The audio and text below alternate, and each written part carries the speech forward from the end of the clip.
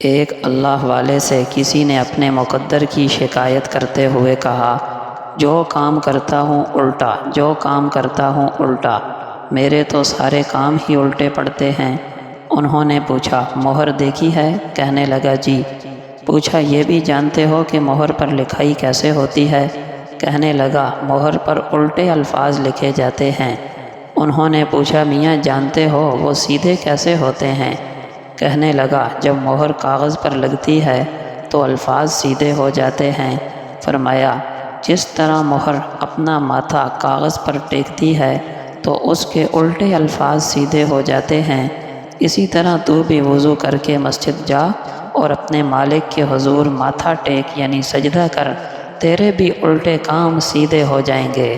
ایک بزرگ نے اپنے بیٹے سے کہا، بیٹے کیا تم جانتے ہو جنت مفت میں ملتی ہے اور جہنم خریدنی پڑتی ہے؟ بیٹے نے پوچھا، وہ کیسے ابا جان؟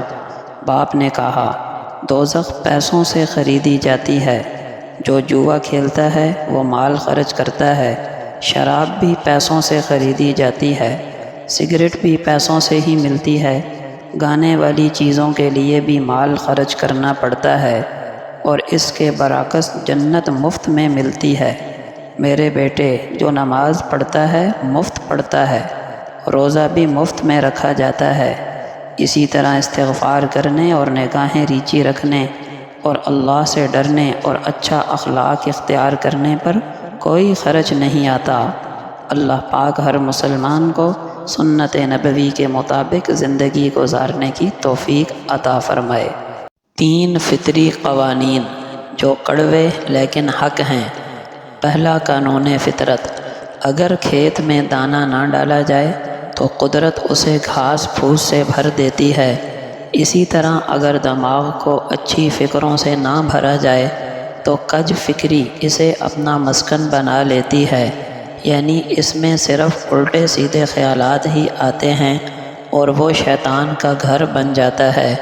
اس لیے مثبت سوچیں، اچھا سوچیں۔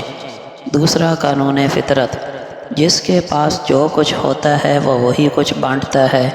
خوش مزاج انسان خوشیاں بانٹتا ہے، غم زدہ انسان غم بانٹتا ہے، عالم علم بانٹتا ہے، دیندار انسان دین بانٹتا ہے، خوف زدہ انسان خوف بانٹتا ہے۔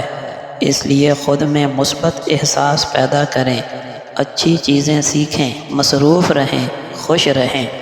تیسرا قانون فطرت، آپ کو زندگی میں جو کچھ بھی حاصل ہو اسے ہضم کرنا سیکھیں، اس لیے کہ کھانا ہضم نہ ہونے پر بیماریاں پیدا ہوتی ہیں، مال و ثروت ہضم نہ ہونے کی صورت میں ریاکاری بڑھتی ہے، بات ہضم نہ ہونے پر چغلی اور غیبت بڑھتی ہے، تعریف ہضم نہ ہونے کی صورت میں غرور میں اضافہ ہوتا ہے، غم ہضم نہ ہونے کی صورت میں مایوسی بڑھتی ہے۔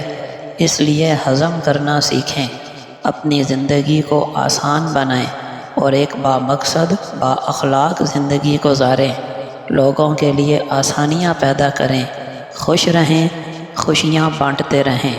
حاتم طائی نے کہا تھا، میں نے 4 علم اختیار کیے اور دنیا کے تمام عالموں سے بے نیاز ہو گیا۔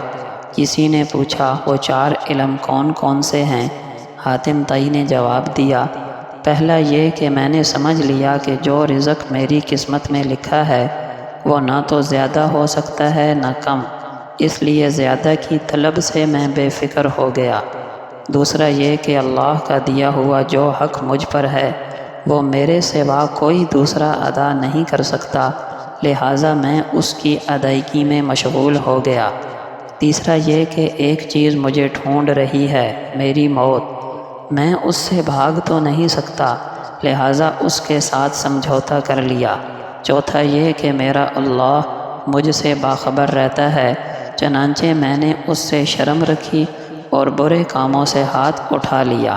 فائدہ، یہ 4 علم زندگی کے لیے اصول اور ایسی مشعل راہ ہیں کہ جس نے انہیں اپنا لیا زندگی اس کے لیے اتنی آسان اور مطمئن ہو جائے گی کہ دنیا میں کسی نے سوچا بھی نہ ہوگا۔